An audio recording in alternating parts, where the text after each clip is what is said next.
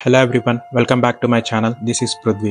L Salvador అనే చిన్న Latin America కంట్రీకి ఒక టైంలో బ్యాడ్ రిప్యుటేషన్ ఉంది. Most dangerous place in the world అని న్యూస్ లో హెడ్లైన్స్ వస్తే crime, gangs, shootings, looting everyday news లాగే ఉండేవి. కానీ ఇప్పుడు ఒక young leader Naib బుకెలే కంట్రీని crime free చేయడం స్టార్ట్ చేశాడు. కానీ ఫ్రీడమ్ ని జైల్లో పెట్టినట్టే క్రిటిసిజం కూడా వచ్చింది. సో క్వశ్చన్, ఈ చేంజ్ సక్సెసా లేదా సైలెంట్ డిక్టేటర్షిప్పా?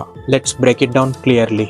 ఒక 42-year-old tech savvy president Snapchat, TikTok లో వైరల్. బేస్బాల్ క్యాప్ వేసుకుని ఆర్డర్స్ ఇవ్వడం. People call him the world's coolest president. But 2022లో ఎమర్జెన్సీ డిక్లేర్ చేసి స్ట్రీట్స్ లో అందరినీ చెక్ చేశారు. టాటూ ఉంటే, సస్పిషన్ ఉంటే అరెస్ట్, ట్రయల్ లేకపోయినా సరే స్ట్రైట్ జైల్. ఓవర్ 75,000 పీపుల్ ని అరెస్ట్ చేశారు. మీనింగ్ కంట్రీలో ప్రతి 50 మెంబర్స్ లో ఒకరు జైల్లో ఉన్నారు. బుకేలే బిల్డ్ చేసిన jail సెకో, centre for confinement of terrorism. Capacity 40,000 prisoners. No trial, no phone, no visitors. 24/7 security camera. Silent cells, chain of prisoners. Viral photos లో bald heads, shirtless lines, total silence. Western media చెప్తుంది this is human rights nightmare. Locals చెప్పారు ఈ silence కి కొన్ని decades నుండి wait చేశాం, piece దొరికింది కానీ ఫ్రీడమ్ పోతుందా? కాన్స్టిట్యూషన్ ప్రకారం బుకేలే సెకండ్ టైం కి కంటెస్ట్ చేయలేకపోవాల్సింది.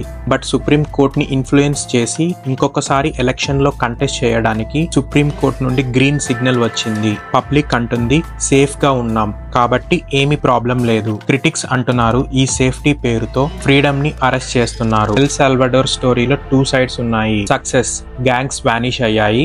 సాక్రిఫైస్ ఏంటి అంటే సివిల్ రైట్స్ వానిష్ అయ్యాయి. సో ఒక చిన్న క్వశ్చన్, పీస్ వచ్చింది అంటే మంచిది కానీ వాయిస్ ని లూజ్ చేయకూడదు. బుకేలేని మనం హీరోగా చూడాలా లేదా వార్నింగ్ లాగా తీసుకోవాలా? మీ థాట్స్ కామెంట్ లో రాయండి. వీడియో నచ్చితే తప్పకుండా లైక్ చేయండి, షేర్ చేయండి and subscribe for more powerful content. Will see you in the next video.